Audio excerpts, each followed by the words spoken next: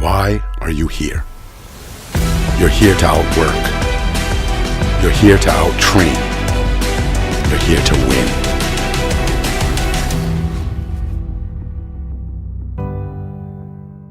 Here with Coach Kenny Monday, just before the Princeton, North Carolina match. Yeah. You got a couple family members in the match tonight. Tell me a little bit about what it's like to be coach and a dad of two guys wrestling in a duel, and what goes through your mind? You're watching both your boys wrestle at D1. First of all, I'm just happy that they're wrestlers. It's such a great sport. I love the sport, and started when I was 5. I got them started when they were 5. So they've been around the game for a while, and so It's just exciting to see them living their dream. And their dream was, since they were little boys, was to wrestle in a D1 at a D1 school. And so I'm happy for them.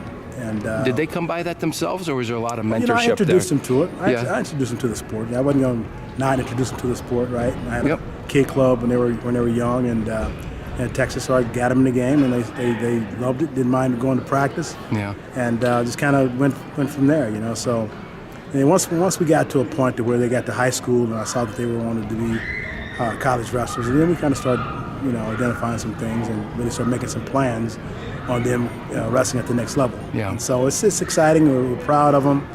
But it's challenging. It's kind of nerve-wracking sometimes. Because you can't. I can't wrestle for them. Right. Of course, So it's like it's different being a dad and a coach, because sometimes those lines, kind of get crossed a little bit from dad to coach, and so that can be a challenge. Sometimes I get past that line, and my wife's got to pull me back. It's like, don't be crazy. So there's a lot of us dads who coach their kids. That's right. Advice? I think you just got to be patient. You got to be patient. You can't let them get so caught up in winning and losing, so to speak, right? Yeah. So as dads, we want to win. We hate to lose, of course. And sometimes you find ourselves trying to living through them, and trying to kind of get them to kind of do and be like we were, and you just can't. You got to let them live their path and live their life, and just try to help them as much as you can, and be patient. And don't get so caught up in the winning and the losing, and just get caught up in the process, and give it 100%. Yeah, just kind of teach them, just the fundamentals of the sport, how to be a champion. And that's not necessarily just the wrestling part of it. That's being a teammate. That's being coachable. That's how you handle fans, and what you do around the sport, and how you give back. And once you learn, these guys they've been wrestling for 15 years now. Yeah. And so now they've got some knowledge of the sport. And so now you can start to kind of give back. And what I really love now is that I'm able to go out and do clinics and have those guys involved and kind of do the technique. Cool. And I can just point, right? That's pretty good, so right? It's really cool. So I'm really enjoying that part of it. But now they can give back. They can give back and work with younger wrestlers, and they kind of share their experiences, and they can give back in the sport. So I love that aspect of it. I don't know how much Quincy and Kennedy weighed when they were younger, but did they scrap in your house when they were kids? Yeah, they always scrapped. It's always a brother thing. How it is. I scrapped with my brothers growing up. It's always a tough thing. But they've been pretty good. It's only been like the last couple years that they were able to really get a productive workout. Because it's always like, he held me, or he grabbed my nose, or he hit me here, and da-da-da. Yeah.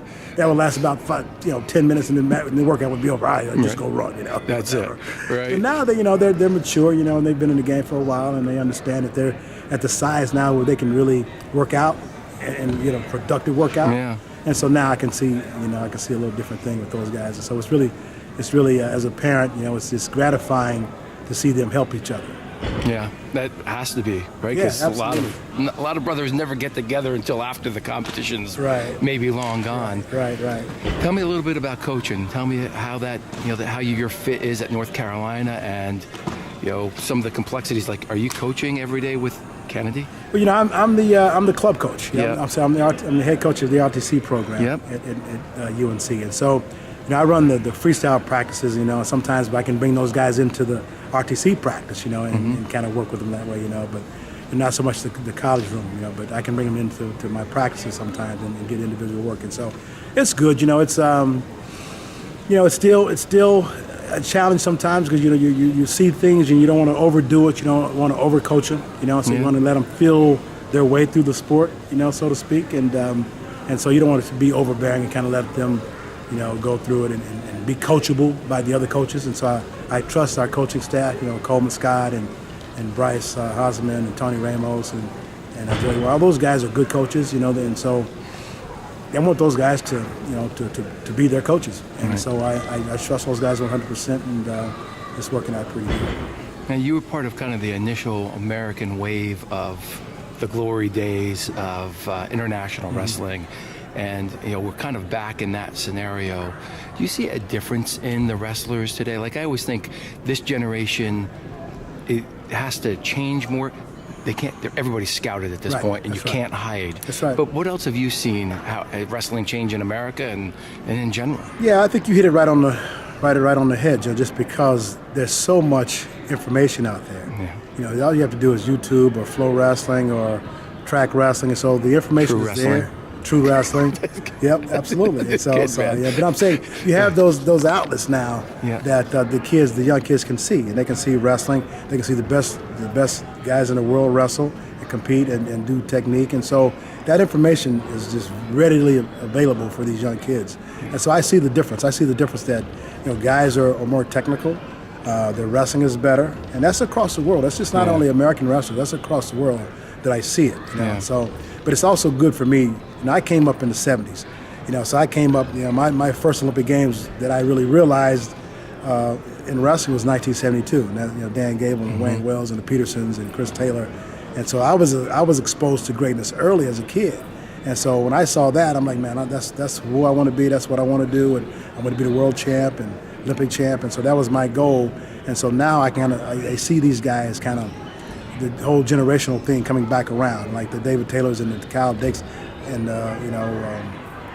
Burroughs. I seen these guys when they were like 8, 9 years old, signing autographs. Right. So I'm kind of seeing this whole cycle come back around, and so it's really good to see those guys and see the American team. And I knew these guys were coming. I saw these guys since they were little, and these guys have been excellent ambassadors of the sport through college, and so I've been a fan for those guys for a long time. And so now it's great to see that our country is back on track and back at the top of the game where we need to be.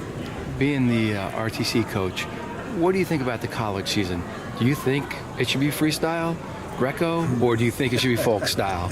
I'm a big freestyle guy. Just because I love the sport. I think I think we would be better as a country. And I love folk style too. Don't get me wrong, but I think internationally we would be better if we just did one sport, which was freestyle. Right.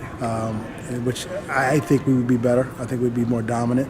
I like the style of it, and so that's my take. I wish it was just freestyle, and that was universal. So, but I love folk style. I love that's how we grew up. But once I knew that you could slam them in freestyle and not get in trouble. you were hooked. Right, exactly. That's awesome. Well, speaking of that, we're close to the same age. Are you still rolling around as a coach? I do. And, what does that feel like? I mean, do you ever flash back to, like, I was quicker? that bruise healed quicker? My mind is saying stuff that my body just can't do right now, and so, of course. But I'm smart enough to stay out of bad situations and where I don't hurt myself, as these young kids, and I don't try to overdo it. I do a little bit. I'm probably more of a hand fight pummeling guy than anything else. Right. But I can get in and roll around and kind of give these guys a look and kind of give them a feel of what positioning wise they should be doing with their hands and their feet and that kind of thing. And I can get a good sweat in sometimes. My boys are they're creeping up on me. They're not quite there yet, but Kennedy is getting close, and so they can get legitimate takedowns now, which I thought that wasn't going to happen for another 4 or 5 years. Yeah. So so I'm happy to see their progression. So got it. Any last question? Get out of here. Tell me a little bit about America to you. About America? Yeah. It's the greatest country in the world. In my opinion, this is my home. This is where we learned our craft. It's where I became great. And it's given me the opportunity to travel the world and see different cultures. And I love I love our world. I love different countries. I've been to probably over 30 different countries, and so I love living. I love traveling. I think our country has come a long way. We got a long way to go, for sure.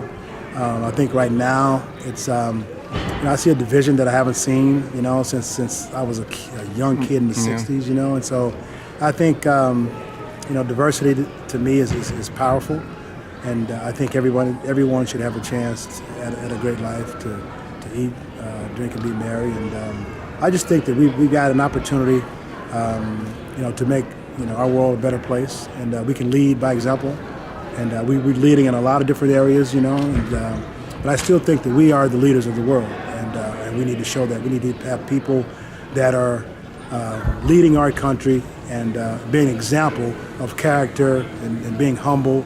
And some of the things that we learn in the sport of wrestling, that I'm not seeing, in some of our worlds, just being humble, great character, being loving and not judgmental, and so that to me is what America is. God, I lied. I got one more follow-up question.